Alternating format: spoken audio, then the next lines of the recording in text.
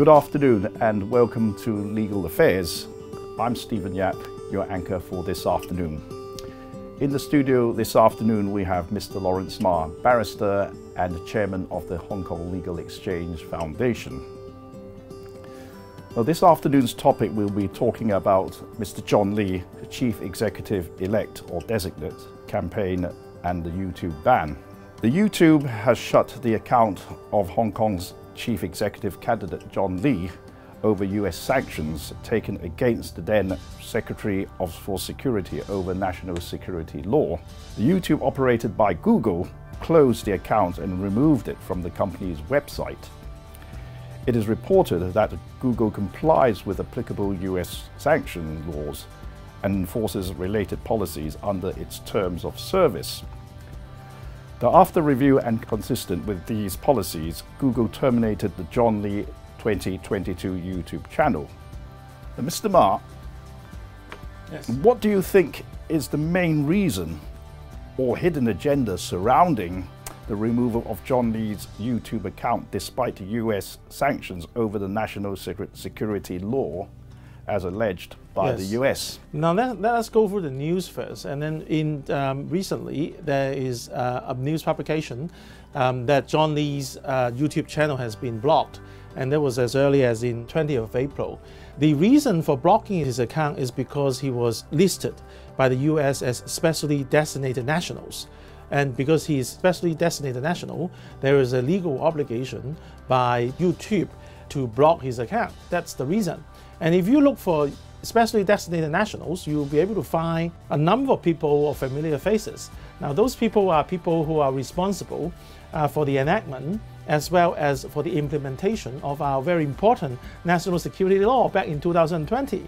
The national security law actually returned Hong Kong with a stable, calm and peaceful society, which was before that was damaged by Black Cat riots. And many of them, as you can see, they're chief of police, head of the Hong Kong's liaison office, head of the national security office in Hong Kong, our Secretary for Justice, and then you can see Mr. John Lee in the middle. So he is one of the specially designated nationals. Now, for specially designated nationals, Google has a policy that if there is some applicable sanctions initiated by the United States government or by the United States Treasury Department, then Google, as an American company, would have to comply. And then you wonder why Google has anything to do with YouTube. Then the news item will tell you that 15 years ago, Google actually acquired YouTube. So YouTube's broadcasting policy comes under the control and management of Google. So if Google has a policy before to comply with US sanctions, YouTube would have to follow suit. But that being said, your question is, why would the Google ban John Lee? That is a national security reason. Google was actually funded by the spy agency, the CIA, as we all know. Why do you think that CIA would be interested in Google? If you understand, because development of the World Wide Web, there's a lot of information for us. As general users, we would want to pick information and use it for personal and private purposes.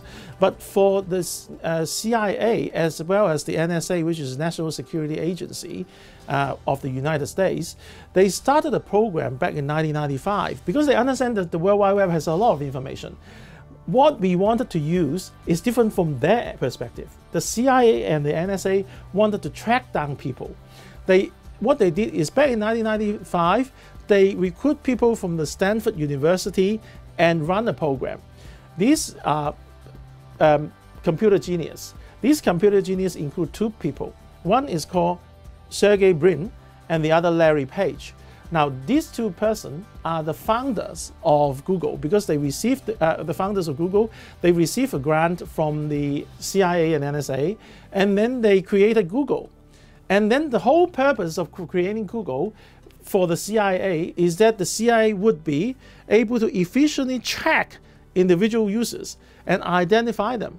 So that it is actually they use it as a national security monitoring system to monitor everyone, not just in the United States, but also anyone in the world who use that system. As we all know, if we want, we go onto the Google map, and then there's a whole display, 360-degree display of Hong Kong, every street, every block of buildings, right? So this is the tactical purpose used by the CIA, of course. And then you understand, CIA is actually a government agency, a government spy agency, which is tailored to comply with America's foreign system. And one of the very secret foreign policy that America has is the China containment theory, which they deny. The China containment theory has a number of fronts, and the media front is a front that they deploy, that they want to use Google, they want to use YouTube, on all this to, for example, initiate a color revolution. For example, in Egypt, they initiated calling for people on Google to access the Facebook, and then they would be able to make up a strike to overthrow the government. That's exactly what happened in Egypt. So Hong Kong's national security law is not liked by the United States because it gives Hong Kong a peaceful society. So in order to minimize the influence of Hong Kong as an international city, the United States policy, they won't tell you, is to minimize Hong Kong's status, is to undermine Hong Kong's status as an international city. So to do that, the first thing is to undermine the chief executive's prominence, to make sure people don't know about him, people don't know about Hong Kong, so Hong Kong would probably disappear on the face of the world on an information perspective. So the shutting down of John Lee's account, am I correct to say it is an attempt to stifle his election campaign? Well, that was a thought, because they think that would affect the election. But in fact, what we have to understand is Hong Kong's chief executive is not elected by direct elections. We have 7.5 million people.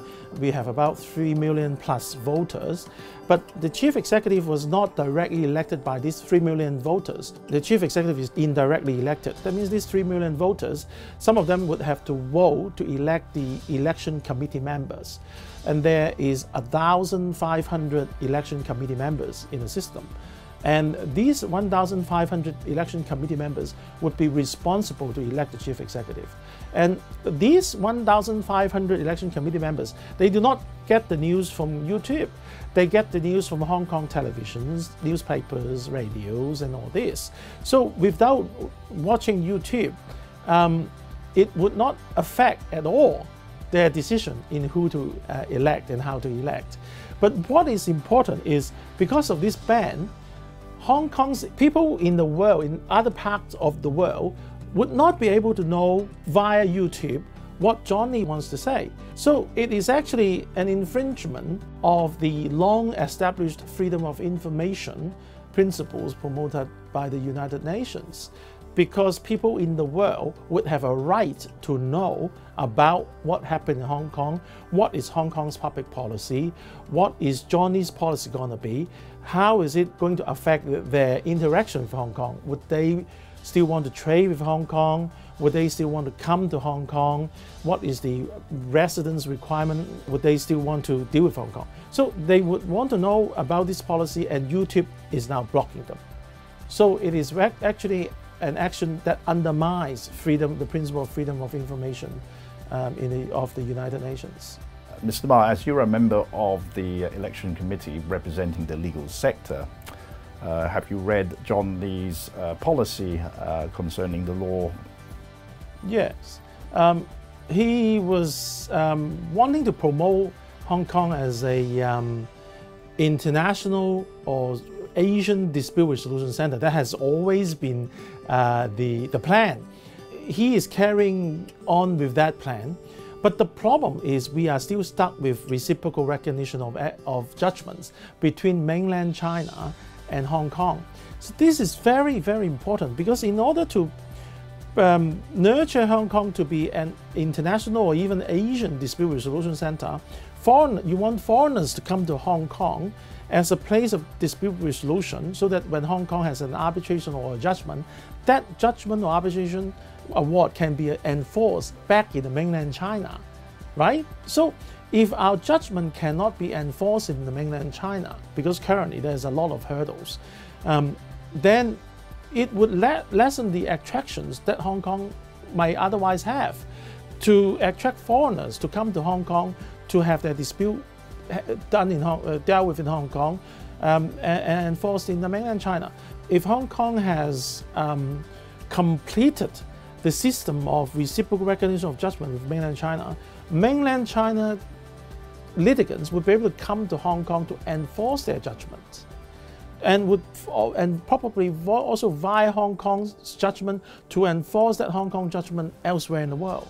So this reciprocal recognition of judgments between Hong Kong and China, civil judgments, I mean civil, mainly civil commercial judgments, is very, very important. And I hope that the government would be able to complete and finalize any outstanding arrangements that is still being left undone by the last administration. That would be very important.